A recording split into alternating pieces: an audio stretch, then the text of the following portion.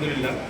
এখন যদি আমাদের অভিযোগটা হলো যে ব্যাংকটাকে যদি আমরা দাউদ প্রতিষ্ঠানে দিয়ে দেওয়া হয়, সেক্ষেত্রে কমিউনিকেশনের জন্য আমাদেরকে নদীর পথ পেরিয়ে দাউদ যেতে হয়। দাউদ কথা বলছিলাম, অনেককে লক্ষ্য করছে এখানে দাবিগুলো নিয়ে সর্বশেষ আজকে যে অভিযোগ দেওয়ার শেষ দিন ছিল সেটি আমরা আরও একজন রয়েছেন কথা বলতে চাই। আপনি কোথা থেকে এসেছেন? যে আমি ব্রাহ্মণবাড়িয়া 2 আসনের প্রার্থী থেকে এসেছি। ব্রাহ্মণবাড়িয়া 2 আসনটা মূলত সরাইল এবং আশুগঞ্জ নির্বাচিত।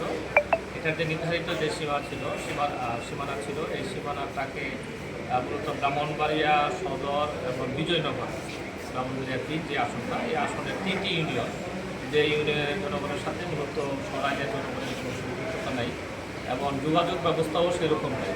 এটা দীর্ঘদিন ধরে মূলত ব্রাহ্মণবাড়িয়া সদর আসন ব্রাহ্মণবাড়িয়া 3-এর সাথে সম্পৃক্ত ছিল।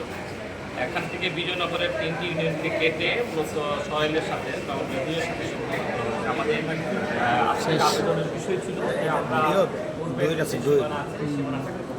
এই কারণে আমাদের যুক্তি ছিল এটাই।